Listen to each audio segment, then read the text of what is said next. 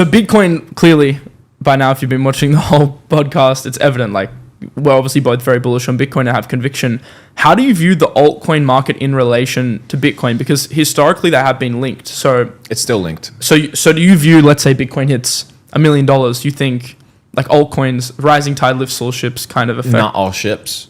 The best ships. The best ships. There's ships with too many holes in them. Yeah. Yeah. And those holes are like, you know, everything. VCs liquidity, token, like pre-sales, product market fit, your ability to list your reputation, the amount of customers that you have. It's a lot of shit. The issue with a lot of crypto projects is, imagine Facebook 2006 when it just starts.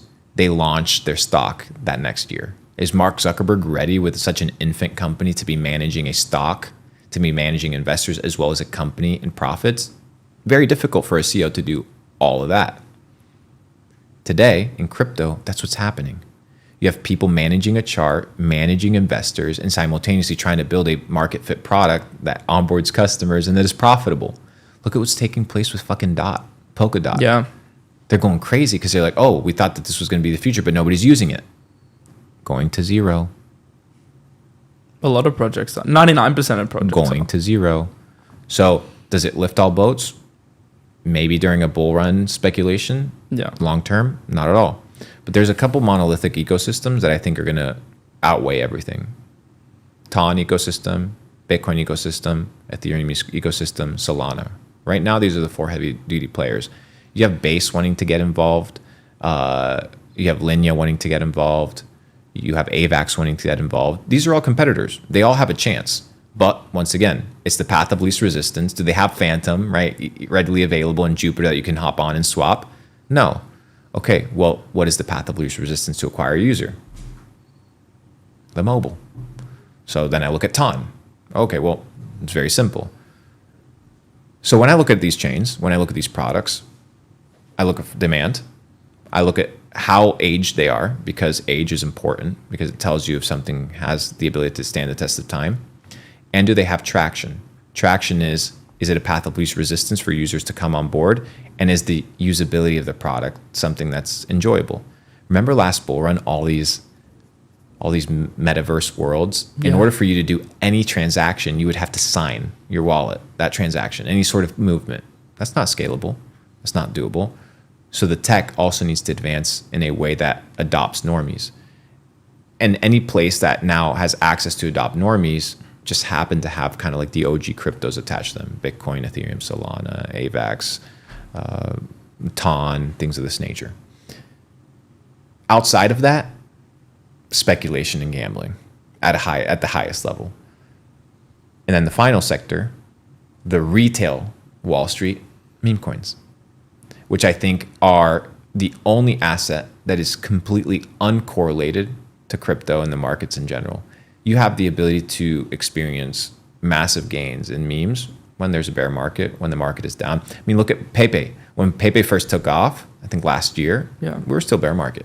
Yeah. And it hit hundreds of millions of dollars. I remember finding that at like 50 mil. I bought my first batch at I think I saw you post about it. Yeah. You made a video about it, right? Yeah. I was on live stream because I used to do live streams, and someone in the comments like, check out Pepe. So I like went on. I'm like, okay, I'll just buy some, and I did it live on stream. I just bought some, and then I mean, I obviously took profits as it was going up, but 100x later. Yeah, it was like a 60, 70x. I'm still holding a like bigger position than ever. It's my biggest position. But it's wild. Yeah. It's a meme coin. Yeah, it's crazy. But you look back at it in retrospect, and it makes sense. It's the number one character of 4chan. It's the number one character on Reddit. It's the number one character on X. Okay, this is all attention.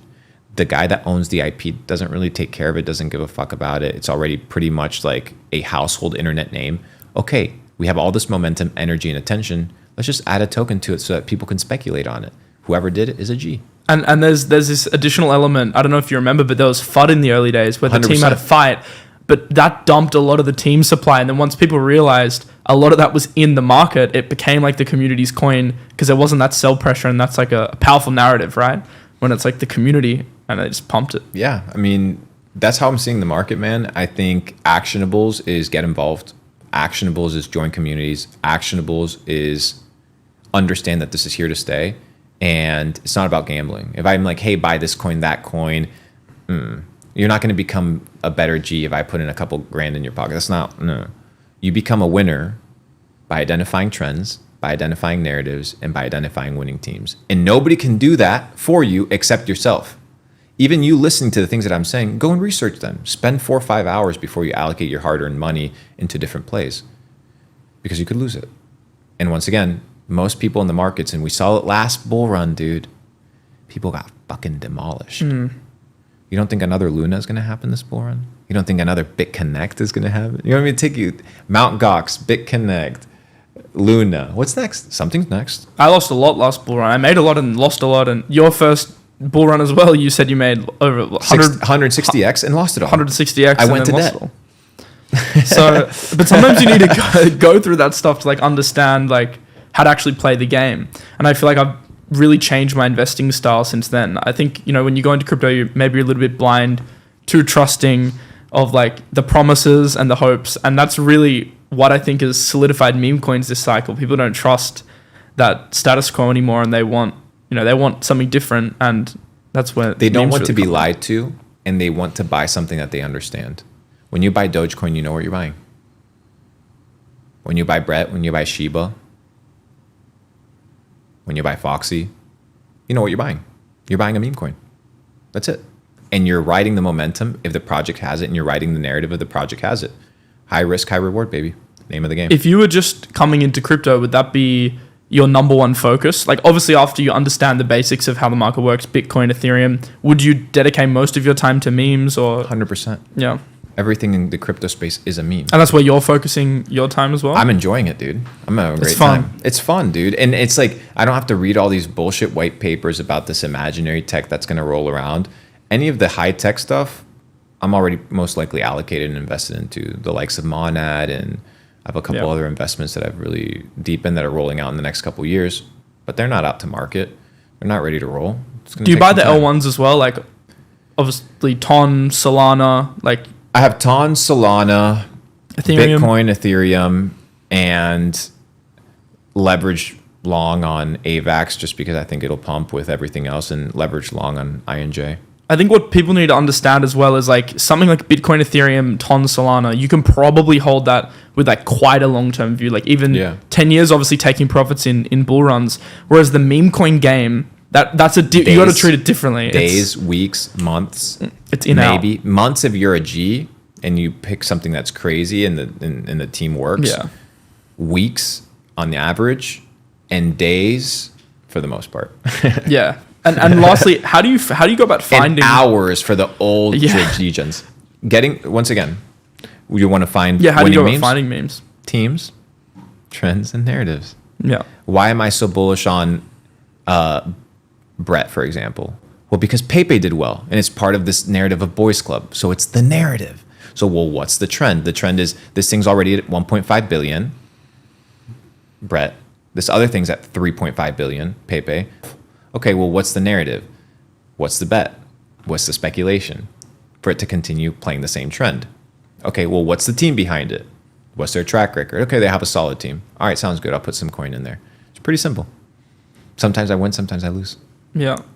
As long as I win more than I lose, it's the name of the game. You only need a 51% strike rate to make money over an extended period of time. I was listening to a keynote by Federer, and he said, half of the serves, they hit the net. That was such a good... Half of the serves are out. I watched that as well. So it's like once you understand it's a game of probabilities, as long as you win a little bit more than you lose, and you understand how to cut your losses. Over Federer's career, he only won, I don't know the exact figure, but I think it was like 54% of points. He won 80% of full matches, but only like 50-something% of points. And it just shows like it's small margins, but consistently over time. That's how you become compounding successful. Effect, brother. How do you define money? Well, money is technological advancement of medium of exchange and store of value. Back in the day, the first interactions of money was bartering. You would have cows, I would have pigeons, but it was an unscalable model, right? Because I would have to find somebody who actually wanted pigeons in order to buy my goods. We introduced the next technological advancement of commerce, which was coinage. It was the first time in history where people could actually save something that wouldn't die or wouldn't rot. And I could exchange it for fair value and you would accept it. So there was a medium of exchange. We agreed upon something. We agreed upon a store of value, and it was easy to handle. That's money.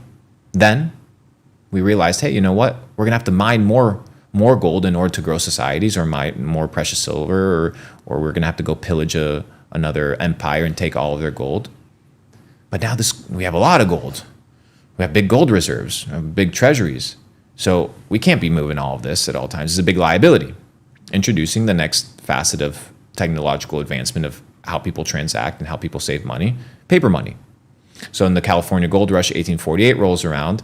Two dudes walk in, to California, one with the last name Wells, one with the last name Fargo. And they say, hey, you know what? We'll hold on to your gold deposits, and we'll give you paper receipts in return. Wells Fargo, $10 trillion assets under management, 150 years later. Then 1971 rolls around. And they say, hey, this paper units that used to denominate the amount of gold storage that you have, fuck that. Print as much money as you want. Next advancement of technological revolution, credit creation, and fiat. Was it positive? Was it negative? Well, debatable. Depends on who you are. If you're the printer, you're chilling. If you're being printed on, you're fucked. It's been the most profitable period in history for crazy. Banks, investment funds. Absolutely. In businesses, countries, all together, there's positives and negatives, but the gap is insane. The next technological advancement of money, Bitcoin. Going back to peer-to-peer transactions. Remember, Bitcoin might be psyoped and co-opted because Bitcoin's, what's the title of Satoshi Nakamoto's white paper? Peer-to-peer electronic transactions. Not store of value. Bitcoin wasn't created to be a store of value. It was created to be a medium of exchange. Today, Bitcoin doesn't serve its primal function, which is to be a medium of exchange, but it was created that way. It was created to be a replacement for transacting with banks. This next advancement of technological revolution. It's the digital version of coinage. All the best properties of digital coinage of physical gold and coinage in a digital format. I think since it was created, the situation regarding fiat has significantly worsened. Like in the last 3 years, we've seen the money supply double because it's a debt spiral. It's like a death loop. There's no going back. You can't. There's no going back. It's dead. The U.S. is dead. You can't save it. How do you save it? How do you save 30? What the fuck is $40 trillion in debt? Explain that to me. Raise taxes. But once again, taxes are an illusion that you're funding the government when the government prints money to fund itself. Taxes are crazy. I mean, this is another discussion, but taxes are crazy. You get taxed on your income, then you invest your money, right? So you invest in stocks, real estate, then you get taxed depending on what tax rate you're on the profits of those investments, and then when you die, they tax you again on the inheritance. So they tax you 3 times. Let's add to that. Make $1,000. Okay, perfect. First, the guy that sold me the good gets taxed. GST. Then the guy that sold me the good gets a payment processing fee. The payment processing company now has to pay taxes on that. The guy that sold me the goods has to pay taxes on that. The guy that he bought the goods from in order to sell them to me at a premium has to pay taxes on that, the inventory. I have to pay taxes on the money that I make. I invest the money, make capital gains. Okay, perfect. I have to pay tax. I take those cap gains, I buy a house, I have to pay taxes on the house. Now I have the house, perfect. I have to pay taxes on the property, 1% a year. Anything you get fixed, kitchen renovation, all of that is taxed. Property tax. I don't think you have it here in Dubai, but the rest of the world, if I go to New Jersey in the United States right now, and I buy $1 million house, there's a 1.5% a year tax. I'm from Australia. We have 1.5%. You don't own shit. You stop paying for that property tax, the government takes your fucking house. And you pay 5% at any time you transact, even if you lose money. And I go to the gas station with the little bit of money that I have left after paying capital gains tax and income tax, and I swipe my card. He's getting taxed off of my money. Crazy. The fuck up, once again, where's the fuck up? Where's the issue? The issue is we've allowed there to be a middleman between our ability to transact. That's it. So they've abused their middleman power by creating a box and putting us all into it and saying any alternative system is a scam. Any alternative idea is fraudulent. Why? Because it jeopardizes their operation. We're talking about trillions of fucking dollars. We're talking about banking dynasties, families that have been around for hundreds of years that are at risk. So what are they going to what do you expect, Jamie Dimon from Chase to be supporting fucking Bitcoin? Why the fuck would he? It's not his business. He doesn't make money from that shit. He doesn't care. So we've entered a situation right now where we have the soundest form of money. So what is money? Medium of exchange, store of value in and of itself. Today, what's the best store of value and what's the best medium of exchange? You need something uncensorable and something that is finite supply, limited supply, that has more demand for it than available units. Bitcoin, just a natural solution. If this changes in the future, it's totally fine. I don't mind. But we've progressed throughout history all the way back and looped it to bartering. But we have a digital version of bartering now that says we don't need coinage that's centralized or issued by a king or that is validated by a king. Because remember, money needed to be authorized and validated in order for people to consider it valuable. The dollar is backed by what? Why do people have strength and why do people believe in the dollar? Well, because it's backed by the United States government. It's backed by the military. So who's going to fuck with that? Very few people. So once again, that's what you're gambling, you're betting on. But they can turn on the printers at any moment. With Bitcoin, I see the network state growing. Can anybody make more Bitcoins? No. Okay, do more people want Bitcoins? Yes. Is the network state growing of people that fucking hate the government? Yes. Okay, well, what's the natural solution? How many billionaires own Bitcoin? A lot of them. Okay, well, maybe they're all into something together. Maybe the conversation that they're having at Silicon Valley regarding the future of AI, regarding the future of censorship, regarding biometric scanning of your face in order to access the internet, in order to fucking send a payment on WeChat, WePay. What happens if you become a political dissident? What happens if the government doesn't fuck with you anymore? How do you buy things? How do you sell things? You need something that's outside of them. And that's what Bitcoin is. It goes back to the bartering system where I own my assets and I can transact and do with them as I please. And that's the natural evolution of money, brother. This year, I think, has been the biggest shift in crypto. I did a video on this on my channel, which this podcast is probably on, about how this year's been the biggest paradigm shift I've seen in my 6 years in crypto. And it goes on to what you were saying of the owners of these banks, they haven't historically been proponents of Bitcoin or crypto, but we've seen the narrative shift. We've seen, Goldman Sachs, JP Morgan, Fidelity, all these funds really start to shift their opinion. So I think now we're at a massive inflection point for the market. The ETF's really just the beginning. The shift is here. It's really happening. It happened. Yeah. It's obvious. It's so obvious. Bro, they're printing money out of thin air. These motherfucking banks, these hedge funds, when they're getting money for free, 0% APR, they're trying to figure out, where the fuck do I put this money? Where do I put it? They're gambling. They're speculating. We've fallen into the illusion that some white-collared, blue-tie motherfucker that has a Harvard degree knows more about finances than we do. No. We'll create our own financial ecosystem. We'll create our own industries. So they're realizing, oh, shit. These kids are actually out here creating their own industries. They're smarter than us. They're building DEXs, DeFi. They're cutting us completely out. We got to get in the game. Yeah. And then they're like, okay, well, we make money off of fees. BlackRock, Vanguard. We make money off of fees. Well, let's start bringing in some ETFs. Let's start bundling some assets. Well, if BlackRock's like, okay, well, if I own 1% of Bitcoin supply and I charge 0.5% fee on that, who gives a fuck what Bitcoin's worth? I just make free money. Yeah. They're in the business of making money. So they're finding trends, narratives, and teams. Same shit. Trends, narratives, and teams to invest in. The risk a few years ago was that Bitcoin was going to be basically outlawed, or there was all that thing about China banning Bitcoin, US. But what's happened this year is it's been legitimized. And once you can't really put, the genie back in. It was inevitable.